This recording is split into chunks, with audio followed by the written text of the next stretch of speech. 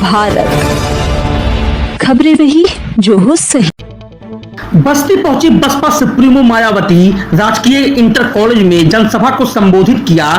Helicopter द्वारा बस्ती पहुंची मायावती का बस्ती के लोकसभा प्रत्याशी लवकुश पटेल उर्फ रिंकू चौधरी ने प्रतीक चिन्ह और हाथी भेंट कर उनका स्वागत किया। जनसभा को संबोधित करते हुए मायावती ने कहा कि कांग्रेस और भाजपा दोनों सरकारें मुस्लिमों का दुरुपयोग की। इसके अतिरिक्त मायावती ने गठबंधन और भाजपा पर जमकर निशाना साधा। अपर कास्ट समाज में से इन दोनों पार्टियों की सरकारों में, सपा व बीजेपी की सरकार में, तो इन अपर कास्ट समाज में से तो केवल जो सामंती लोग हैं वो ही खुशी रहे हैं। और सामंतवादियों ने बड़े पैमाने पर, चाहे तो कमजोर तबके के लोग हैं या अपर कास्ट में से गरीब लोग हैं, उनका बड़े पैमाने पर शोषण व उत्पीड़न आदि किया है। आपके प्रतापगढ़ जिले में तो स्थिति बड़ी ज्यादा खराब है, अभी भी बहुत ज्यादा खराब है।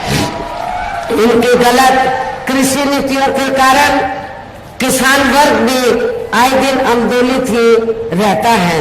साथ ही इनकी गलत आर्थिक नीतियों की वजह से देश की अर्थव्यवस्था पर भी इसका काफी बुरा प्रभाव पड़ा है, जिससे यहाँ विशेषकर छोटे एवं मध्यम वर्गीय व्यापारी वर्ग भी काफी ज्यादा दुखी व परेशान हैं।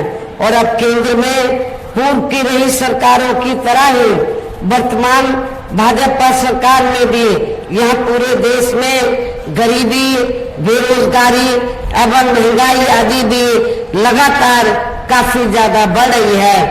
देश में हर स्तर पर फैला भ्रष्टाचार भी अभी तक खत्म नहीं हुआ है। ऐसे में अब आप लोगों को देश में हो रहे लोकसभा चुनाव में कांग्रेस, बीजेपी व इनकी सहयोगी पार्टियों को भी केंद्र की सत्ता में आने से जरूर रोकना है, जिनकी गलत नीतियों व गलत कार्य प्रणाली आदि को आप लोग काफी हद तक आजमा भी चुके हैं। ऐसी स्थिति में अब ये विरोधी पार्टियां इस चुनाव में भी किस्म किस्म के साम, दाम, दंड, भेद आदि अनेकों हथकंडे इस्तेमाल करके केंद्र की सत्ता में आने की पूरी कोशिश में लगी हैं, जिनसे अपनी पार्टी के लोगों को हर स्तर पर काफी ज्यादा सावधान रहना है।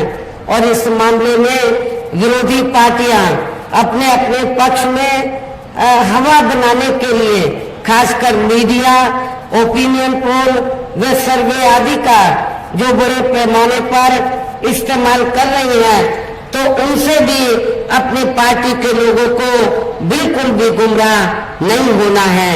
इसके साथ ही विरोधी पार्टियों के विभिन्न रूपों में जारी किए गए इनके हवाई व प्रलोभन भरे चुनावी घोषणा पत्रों एवं वायदेवादी के बहकावे में भी अपनी पार्टी के लोगों को कतई भी नहीं आना है, जिन्हें ये पार्टियां चुनाव खत्म होने के बाद ज्यादातर अमल में नहीं लाती हैं।